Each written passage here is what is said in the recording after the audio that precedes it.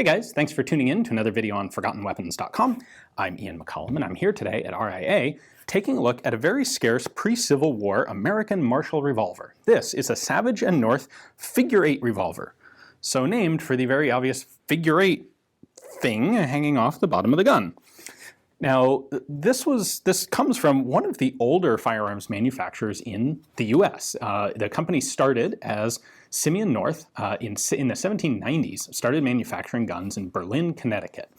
In 1811, he moved to Middleton, Connecticut, and he took on a partner, his brother-in-law, Josiah Savage, thus forming Savage and North. Now, they would go on making guns.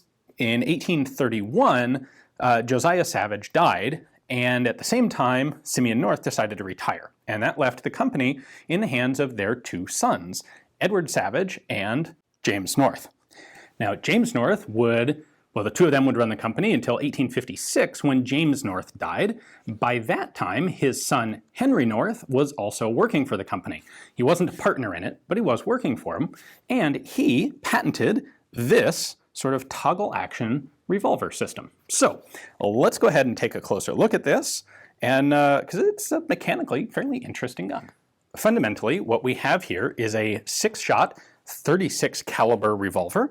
Has just over a 7-inch barrel, weighs in at 3 pounds 6 ounces, and it is single action, but where with a Colt revolver you have to reach up, typically break your grip, and manually cock the hammer between shots, and cocking the hammer is linked to a function that rotates the cylinder. On the Savage and North, you pull the bottom section of this sort of figure 8 ring setup, and that rotates the cylinder and cocks the hammer, or it would if it weren't already cocked. You then use your index finger to pull the trigger, which drops the hammer. So you would actually fire it with 2 hands, and this allows pretty rapid fire. So that rotates the cylinder and cocks the hammer, and then pull this trigger to fire it, and then cock it, fire, cock, fire, and so on. Oops, and I didn't quite get it all the way. There is a bit of a hefty recoil spring in the cylinder, and so you have to exert proper force to fully rotate the cylinder. So it's worth pointing out that North's patent has basically a sealed interface between the cylinder and the barrel. So when I pull the cocking lever, it's first going to actually slightly retract the cylinder, then rotate it, and then allow it to slip back forward, there we go, and nest this sort of interlocking cones nest onto the barrel. And that will pretty much seal most of the flash from the cylinder gap. There's a nice spur on the back of the grip to hold your hand in position, because you never have to break your grip firing this guy, because you've got your cocking lever here and your firing trigger up there. And so this allows you to have nice inline recoil impulse. I haven't fired one of these, but I imagine they would actually jump quite a bit less in the hand than a Colt, which is sort of kind of designed to rock up in the hand to give you easy access with your thumb to cock the hammer. Now, to disassemble this, we are going to first take out this screw at the front. The cylinder access pin is actually one contiguous unit with the loading lever, which, by the way, just comes down there to allow you to load cap and ball into the cylinder. So I can pull this screw out, and then we can wiggle this guy out. Note that we've got grooves cut in it here, and that's to give some place for powder fouling to go before it really stops the gun from working easily. With that out, and with the hammer cocked, so you don't want the hammer actually engaged into one of the percussion cap nipples there. Now I'm going to pull the trigger to pull the cylinder back, and then I can drop the cylinder out, and then I can pull out this half of the cylinder plate. Notice this is our little spring that sits in the front of the cylinder, and this is what is putting spring pressure on the toggle system. Now, you can't see the toggle system because I haven't opened it up yet. So next up, I'm going to take this screw out so that I can remove the side plate. And there is our brass side plate. The whole gun here has a brass frame. So what's going on inside the action, and actually you can't quite see everything right now because there's no spring pressure pushing back on this, so we'll show you this with and without the cylinder. When I cock this, you can see that there is a lug right back there that is going to push the hammer to first the half cock notch right there, and then all the way to the fully cocked notch. We have this arm right here, which is going to act on the back plate of the cylinder. It's going to push on one of these teeth. That is the hand that rotates the cylinder one position per pull of the lever. And then this end stud fits into the socket right there on what is actually a toggle. So you can't really see the toggle because, there you go, now you sort of can.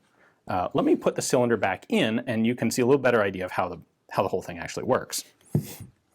Looking at just the cylinder itself, we have a little notch and peg here, which ensures that these always stay lined up so that when this rotates in the gun, it rotates the cylinder with it. There's just a little recess for the spring there. The percussion caps are on the side of the cylinder instead of the back. That's really just sort of a stylistic thing which is required here because of the rotating mechanism being in the back. And then we have these notches that are cylinder stops to lock the cylinder in place so that it doesn't move while it's being fired. They are held in place by this little spring detent right there. That prevents the cylinder from rotating backwards, and it's just part of a little flat spring. So you can snap forward past it, but you can't push back. Now that we have the cylinder installed and proper spring pressure in the system, you can see how the toggle actually works. It's going to bend right here in the center to allow the cylinder to come backwards under spring pressure, because it has to come back to disengage from the barrel, then rotate, and then be pushed forward to re-engage with the barrel. So you can see how this screw cams upward there. That screw is the hinge in the toggle, and you can see how this thin arm is acting on that tooth to rotate the cylinder one position. And when I let the lever forward, the cylinder is able to go forward.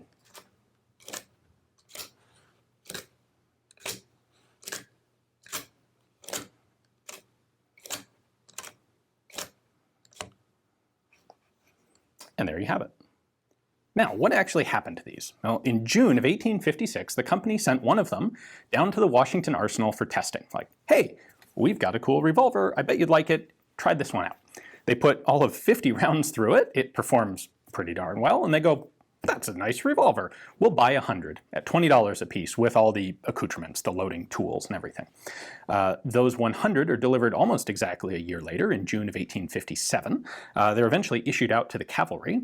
And the gun actually performs pretty well. They do eventually do a more substantial test on it, something like 1,000 rounds, and it actually runs quite nicely. It doesn't break parts, it's reliable, pretty good. In total, about 450 of these would be manufactured by 1859. And what happens by then is the company, first off, the company reorganizes as the Savage Revolving Firearms Company, now that there is no longer a North as a partner in it. And they iterate this design into something that's a little bit better.